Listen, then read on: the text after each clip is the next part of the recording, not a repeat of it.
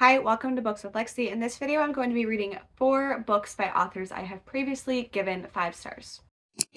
So I wanted to test if previous 5-star authors could give me another 5-star book. So I have 4 books I am testing this with. I have horror and thriller on this list, and I'm really excited to get to all of these. So because I gave You're Invited by Amanda Giatissa 5 stars, I will be reading My Sweet Girl. Because I gave Wrong Place, Wrong Time by Jillian McAllister 5 stars, I will be reading Just Another Missing Person. Because I gave Confessions by Kanai Minato 5 stars, I will be reading Penance. And last but not least, because I gave Sour Candy by Keelan Patrick Burke 5 stars, I will be reading Blanky. I'm so excited to be reading all of these books. I will be starting with My Sweet Girl, so I will talk to you once I've started this. I am on page 136 of My Sweet Girl, and I am reading this because I gave You're Invited 5 stars. This one came out before You're Invited. I don't know if this was her debut, actually. Yes, this is a debut thriller. I don't know if she wrote anything before that, but this is her first book in this genre.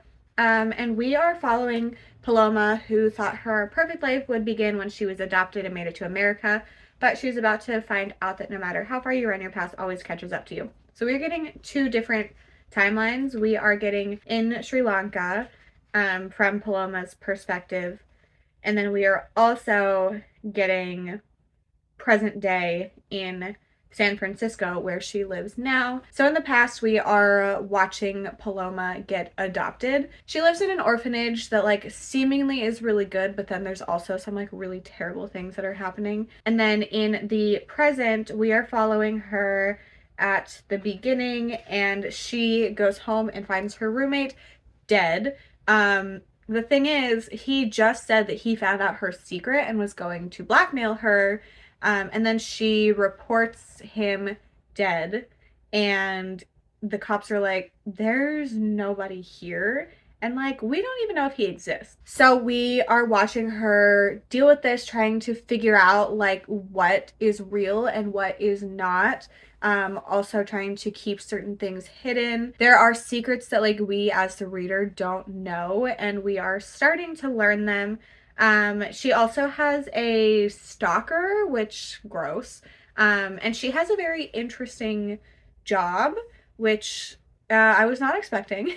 But she has recently been cut off from her parents after they find out some information. So it's a lot of trying to keep secrets and figure out what is going on. I am enjoying it so far. I think at this point I still like You're Invited more, but I'm interested in this. It's feeling like it could be 4 stars. So I am looking forward to seeing how this continues, because it very much feels like it's an unreliable narrator. We don't know, and she does not know what is real and what is not, because she is on medication and she is like struggling with things, and then also like she just desperately wants to keep her secrets, and like there are certain things like she doesn't even think about. So far interesting, but sadly not quite as good for me as You're Invited. But I am going to get back to reading, and I'll talk to you once I'm like 150 pages further, which will be around 2/3.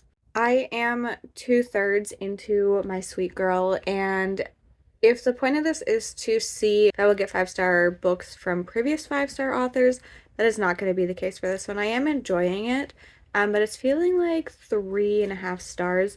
It's one that when I'm reading it, I'm interested, but whenever I put it down, I'm not like super inclined to pick it back up. Not in a way that I want to DNF, but it's just like not compelling me to pick it back up. So there's not really much else to say. We are still following Paloma, trying to figure out what's going on and hide her secrets, and then still learning about what has happened in the past. We have learned a secret or two, and like there's a lot of sad things going on, but it's just not keeping my attention like the other one by this author did. I know a lot of people didn't really like You're Invited and said it was boring, but for me it was very drama filled and a lot of fun, and like I flew through it. And this one, there's stuff going on, but it's just not keeping my attention quite as much. So it's like 1:30 in the morning. I'm gonna go to bed and I'm gonna finish this tomorrow, so I'll talk to you then. I'm 35% into Just Another Missing Person. I just got to the 3rd day missing. Obviously I've read the first and second day missing. So the book that I previously read from this author, Wrong Place, Wrong Time, this one was 5 stars for me. It was probably one of my favorites of last year. It was in my top, I don't know, 15, 20, and I read 200 books. So I love this one and I was really excited to pick up this one. That being said, I'm not loving this one. This is following Julia. She's a detective and she's heading up this missing persons case, and I'm really bored by it. So Olivia is 22 and she goes missing. She was last seen on CCTV entering a dead-end alley and then doesn't come back out again. And they've like combed through everything and there's no evidence, so it seems like she vanished into thin air. But she has no history of running away. Like, this is very unexpected. It's not in the synopsis, but very early into the book, our main character, the detective, she is blackmailed to frame somebody else for Olivia's murder. So we found out why she is being blackmailed. We don't know who is doing the blackmailing. She is leaving work and somebody is in the back of her car and was like, you have to do this. She's like, I'm not gonna do that. And they're like, well, I know your secret. And then she's like, well, guess I'm gonna do it. So it is her dealing with the fact that she's like, I am not going, like her whole career, she's like, I won't do this. Like, she's been trained in like corrupt police stuff, but the secret involves her daughter, and that's like her weakness. This is only my second from Gillian McAllister, but from what I know about her other books, they really deal with the moral dilemmas that have to do with family. In Wrong Place, Wrong Time, it was very heavily a mother-son relationship and like finding out the situation with that. In this one, the blackmail is caused because of a mother-daughter relationship, and I think the other one I have has to do with sisters. So I think she's really good at writing moral dilemmas and stuff, but this kind of story is something that I don't really ever gravitate towards. Honestly, this is one that I would not have probably picked up if it was not from this author. And I have seen a decent amount of people actually DNF this, and by a decent amount I mean like 3 people on Instagram. But I'm not loving it, and honestly I would probably DNF it if I didn't own a copy of it and have a 5-star book from this author previously. So I'm like holding out hope that I will still enjoy it more, but right now it's kind of feeling like 2 stars, which is my general rating for books that I find boring. But it's really a bummer, especially because the last one didn't go super well either. I was enjoying that one more than I'm enjoying this. So yeah, I'll talk to you again at some point, probably. I don't know how many days are in this. Like, I just read day 1 and 2 of Missing, and it was a third of the book. So I'll check in at the end of like another day, probably after this chunk, because that makes sense. So I hope this picks up because I'm not loving it, and I'm kind of bummed about it, but I'll talk to you later. I just got to part 2 of Just Another Missing Person, which is page 241, and I'm sadly just still very bored. There was one interesting thing that happened, I think around 55%, but like I already forget what it was because it wasn't that interesting. It was just interesting compared to the rest of the book. So that's really a bummer for me.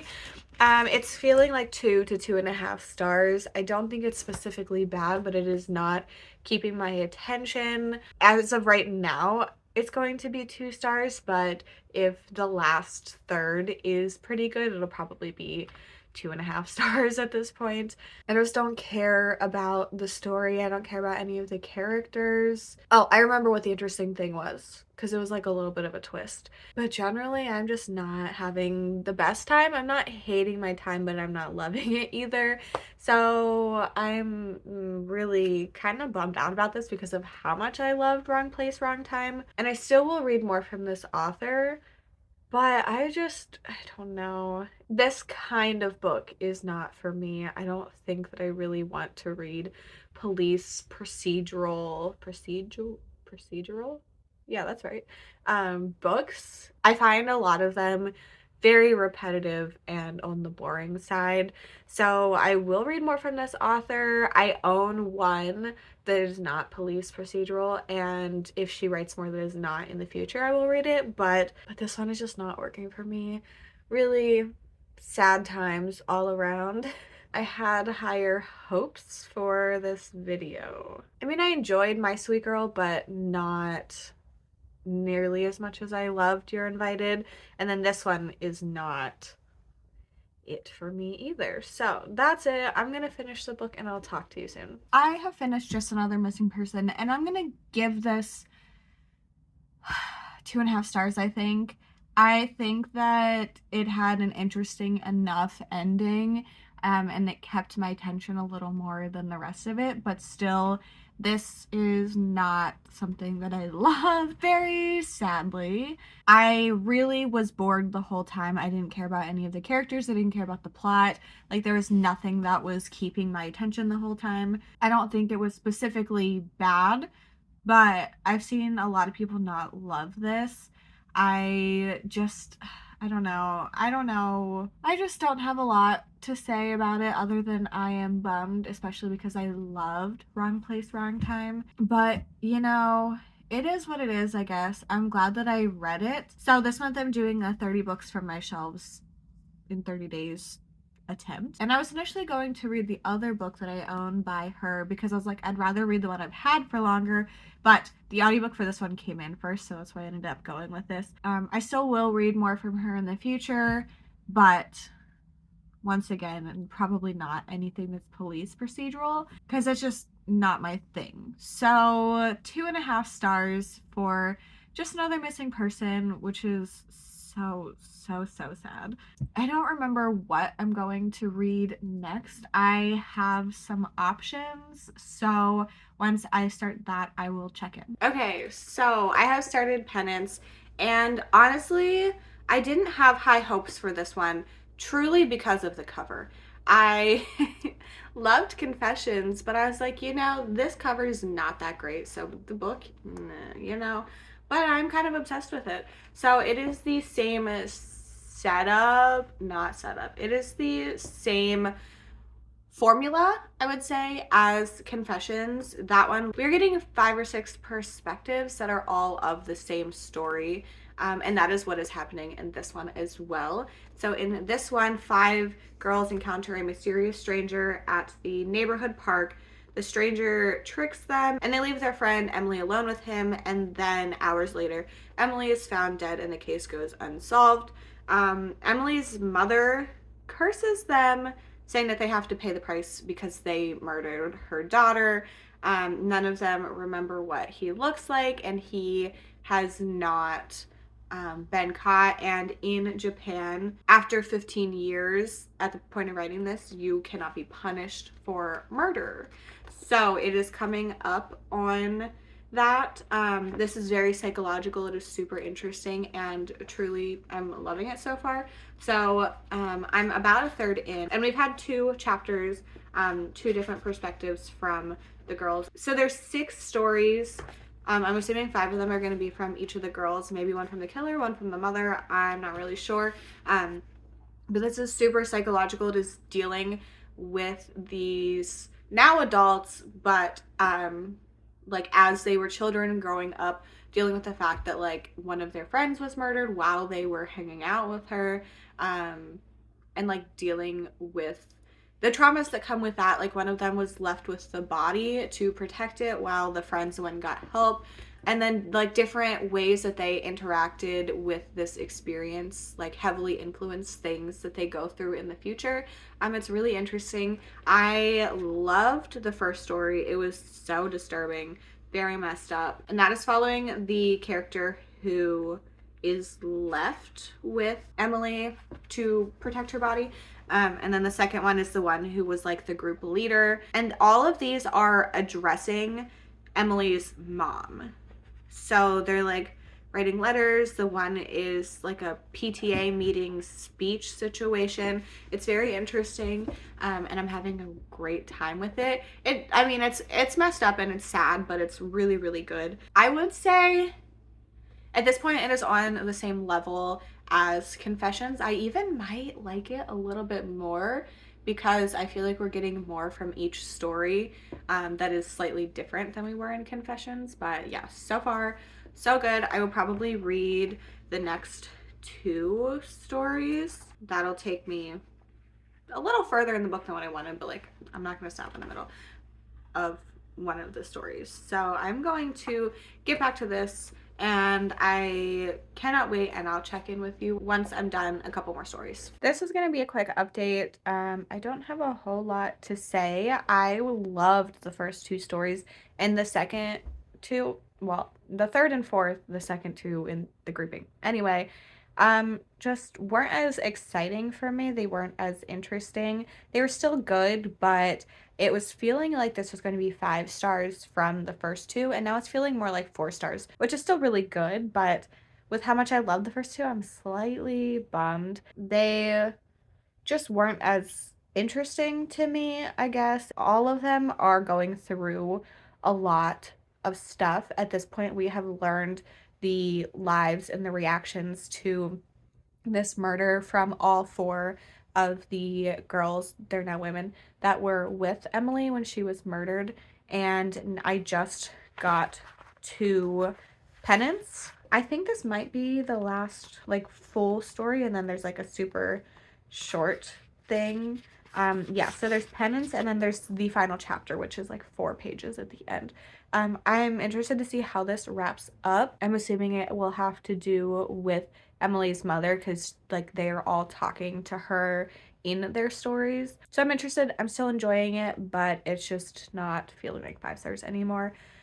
So kind of a bummer, but it is what it is. I'm gonna go eat some nachos and I'll talk to you when I'm. So last night I finished Penance and it was pretty late and I just really did not feel like being on camera. So I'm going to talk to you about it now. Overall, I think I'm going to give this 4 stars. I would say for me, the first 2 stories in here were 5 stars, and then the other ones were like 3.5 to 4. This is very similar to Confessions. I cannot remember which one came out first. It looks like Confessions came out first, and then I guess she was like, well, the formula worked, so we're gonna do it again. And I still enjoyed it. Both of her books are very psychological. They deal with people experiencing the same event in different ways. They both deal with grief and also children. Both of the events that happen have to do with kids. So we are getting the 4 perspectives of the girls that were with Emily when she died. And then we are also getting a chapter from Emily's mom and seeing how the situation impacted her long term. And then there's a final chapter where you like find out exactly what happened. And that one's like 6 pages long. I liked how this wrapped up. I thought it was a good book, but it just was not a favorite for me. So once again, previous 5-star author and not a 5-star book. This one is the most successful for me though. I enjoyed My Sweet Girl, and then I didn't really like Just Another Missing Person, but this one, like parts of it I was loving, and there was never a point where I wanted to put it down or was not interested in it anymore. And I think I had a couple moments in My Sweet Girl where I was just like, I would have been okay to not pick it back up. So I am happy with this. A little bummed it's not 5 stars, but it is what it is. So today I am going to be reading Blanky by Keelan Patrick Burke. This is 75 pages, I believe. So my plan is to read half of it, check in with you, and then obviously read the rest of it. Then I'll give you my final update and just quickly wrap everything up. So once I'm halfway into this, I will be back. Coming to you with a very fancy background of a cat tree to tell you I'm halfway into Blanky by Keelan Patrick Burke. We are following Steve, and his infant daughter has just passed, and his wife decides that she can't take being in the house anymore, so they are still married, but they're separated. She's living with her parents, and he is living at their home. It's the house he grew up in. It's like his house. He doesn't know where else he would go. He is dealing with so much grief and doesn't have anybody to work through it with, and ends up drinking a lot. And then one night he starts hearing sounds above him when he's like drunk on the couch in the living room watching TV, and he realizes that his daughter's room is the one directly above him, so there should be no noises. They packed everything up after she passed, and like it's a pretty much empty room. So he goes upstairs after hearing these noises, and this blanket that was her favorite blanket, according to his wife, was on the floor. It was in the middle of the floor, and it seems very unlikely because everything was packed up and they couldn't find the blanket. Blanky is old and frayed with its antiquated patchwork of badly sewn rabbits with black button eyes, who appear to be staring at the viewer. So Blanky was purchased from a strange old man at an antique stall selling baby clothes, like close instead of clothes. And it was discounted, and then things start to go wrong from there. So far, I am enjoying it. I feel like it was a little bit of a slow start. Like the first 2 chapters, which is 20 pages of a 75-page book, I was not super invested in. I honestly kept putting it down. And then between chapters 3 and 5, which I am now, it got really good and super interesting. As of right now, I'm still liking Sour Candy more than this one, but I'm very interested to see where this ends up going. There was a large event that happened in the last 2 chapters that I read, and it's very interesting. I know Mel and Kaylee specifically really loved this one, and I'm enjoying it, but right now it's feeling like 4 stars and not 5 stars. So I'm going to sit here and finish this up, and then I will come back and talk to you with my final thoughts, but I'm very excited. I have finished Blanky, and I'm going to give this 4 stars. I don't know if it's the book or my brain, but I was having trouble focusing on this in a couple sections. And I think after reading Sour Candy, I was expecting this to be even weirder than it was. I still think it was interesting and it had some fun ideas in it, but this just is not an absolute favorite for me, but I still once again really enjoyed it. I don't really have anything else to say because of the length of this book and like not wanting to spoil it for you, but I would still recommend it. 4 stars, but I still liked Sour Candy more. So I have read 4 books by authors I've previously given 5 stars. I gave You're Invited 5 stars and My Sweet Girl 3.5, and then I gave Wrong Place, Wrong Time 5 stars and Just Another Missing Person 2.5 stars.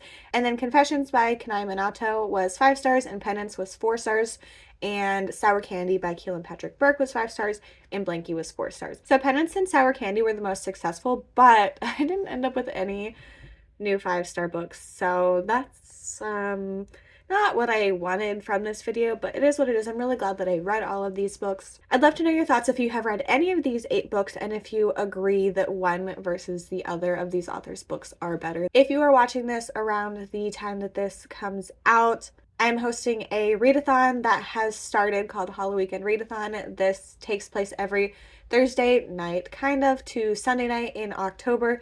It does start on September 28th to include the very first day of October in the first weekend. There's going to be tons of sprints, there's events, there's a Discord, there's merch. Everything you may need is linked in the description. If you're looking to find me in other places on the internet, everything else is linked in the description, including my Bookstagram, my Storygraph, and my Patreon. If you are in my Patreon in October, you will also get Halloweekend stickers sent to you depending on the tier you join. If you've made it to the end and want to leave me an emoji, you can leave some sort of baby emoji for Blanky. I hope you enjoyed this video. Thank you so much for hanging out with me, and I hope to see you in my next one. Bye!